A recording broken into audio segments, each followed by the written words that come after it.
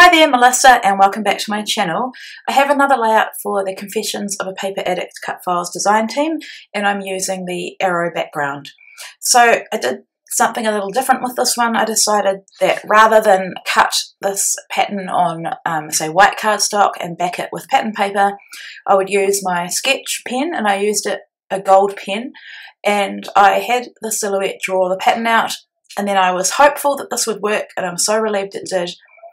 Because my plan was, as you can see, was to watercolour the arrows, and I wasn't sure whether the gold pen would run and whether it would handle the wet medium, but it was completely fine. I also wondered how the paper would go without gesso, and I'm really impressed with it. So I think if I ever did this again, I would probably put a thin layer of maybe clear gesso down, and then I will try, I don't know if this works or not, try doing the sketch pen over the top, and then this would avoid, it's hard to explain, but in some of the bigger arrows, if I used not enough water, it was too concentrated, and if I used too much water, the paper was not coping. So you can't really tell looking at it, but I definitely noticed that when I was making this layout. So yeah, I'd be interested to see what happens, and I think I might even do that.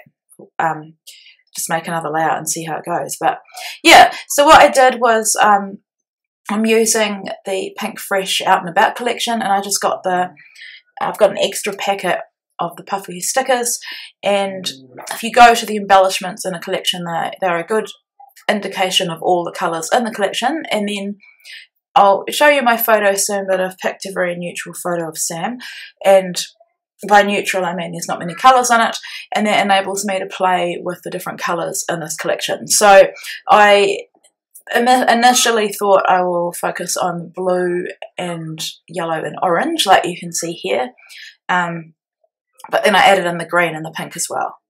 So yeah, apologies about my voice. I have another cold and asthma, which is obviously concerning when you get a cold at this strange time that we're in. Just while you're watching me colour, I'll tell you a bit about what's going on here in New Zealand. So with COVID-19 pandemic, our nation has been declared a state of emergency, and we are currently in day 2 of a lockdown, and that means that the only time we can go outside is in our family unit for a walk, or in solitude we can say, for example, for me, I can bike 5 minutes to our track and do a ride. It doesn't mean that I can bike, I don't know, 50k or 30k. I've got to be sensible. And we can go out for essential services, which are supermarkets and pharmacies, and I guess if you needed to go to the medical centre, that's it. So we've got homeschool happening here. My son is 13 on Sunday and he's at high school, so I've been really impressed with the high school online. We don't really have to do anything. He's self-sufficient. He gets up, high school starts at 9 and then it goes till 12. So he's been enjoying chatting with his friends in between classes online. As for the little girls, Ava is at kindy, so she doesn't have any homework or any schoolwork. But the other two have got homeschool, school has provided resources for them and things to do, and my husband's an ex-teacher, so he's been homeschooling them in the morning, and I've been working because my business is still flat out, which is great, and I'm grateful for that. But it is certainly hard with everyone at home all the time, so I'm constantly interrupted. Now, I hope you've been taking some time to be crafty and create something. I just think it's really important in this quite stressful time to take time to yourself. For most of us that craft, it's a stress relief, it's something that takes our mind off what's happening in the world, and it gets our memories recorded. So yeah, I just want to encourage you that if you think you're too busy, because I'm really busy with work and kids, you can find even 15 minutes in your day just to do something. So just finishing off with this pink, excuse me, and yeah, I'm so happy with how this looks. I'm thrilled. So now I've got my photo, and it's a photo of Sam and I in one of our favourite cafes. This photo I took because our new routine is that he would finish high school and then go to the library, and then I would drop Azaria at jiu-jitsu, and while we waited for his class, which was after hers, we'd get together and have a coffee, and I would do some work and he would do, well, he said he's doing homework, but he's probably more likely to be playing a game on there. And so, yeah, I just thought it was a really fun everyday life kind of memory to document. Excuse me, guys. So what I've got there is I have hardly any of this collection left, and I've had to save I think 2 of the pattern papers for background papers, and it's down to the point where you make a call on what you're going to sacrifice. And what I've been doing lately is I'm really inspired by my older layouts where I really layered up the paper and didn't do it perfectly and didn't line it all up. And I'm adding lots of texture here. I'm really inspired by my friend Lara, who is Scrappy Care on YouTube, and she is amazing at adding texture to paper by crumpling it, and she even sprays it with water sometimes to give it even more texture. So this ends up that I don't even need to put any foam behind it because there's already so much dimension from the crumpled paper, and Pink Fresh Studio paper is gorgeous. It's a really thick quality, which I love. And yeah, I'm just adding in some scraps there with torn edges. I'm just wanting to use up as much as possible.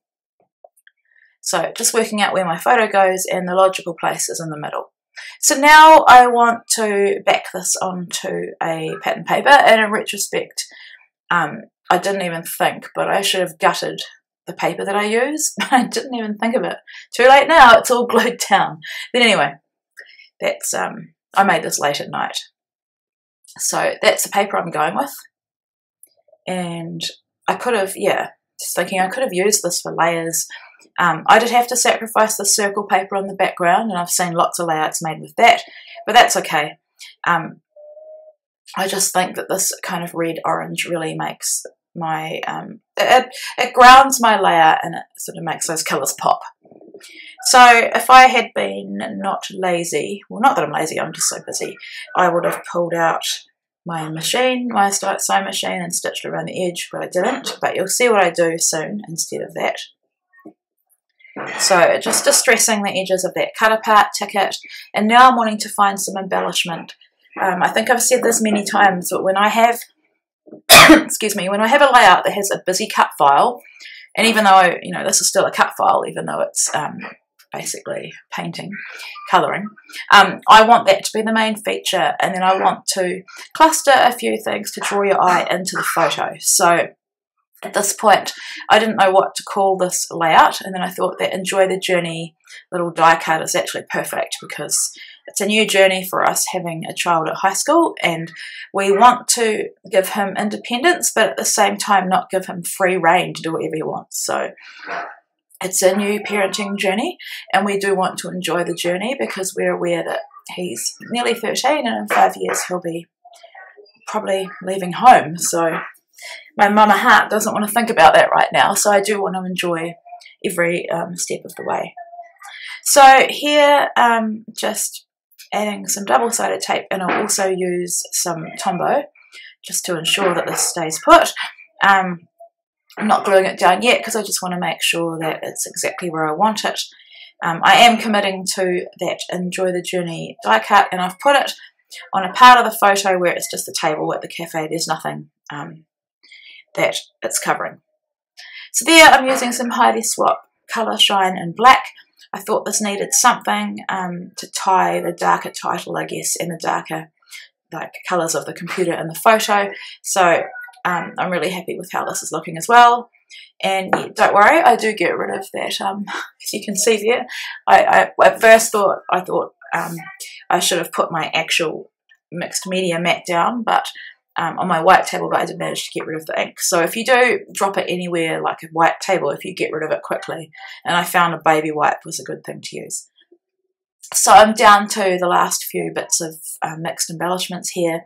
This is a travel themed collection, so not everything's going to work for a non sort of transportation or adventuring kind of layout, but you can still definitely make it work for everyday layouts. I'm just going to have some water so I don't cough again. And so puffy stickers, this is the pack that I already opened. I got 2 by mistake, And yeah, I'm just gonna I think, yeah, add my journaling. I was just testing my pen because one of them's running out. And I'm just putting what I've told you, really, which is what I always say I know, just about the story behind the photo, really, and the new routine. So that is my layout. I hope you enjoyed watching this process. And yeah, I encourage you to think of new and creative ways to use your cut files. And if you have a silhouette sketch pen or even on a Cricut, I think you guys sketch as well, definitely give it a go, because it certainly makes for a different type of layout. Thanks guys, take care wherever you are, and stay home and stay safe.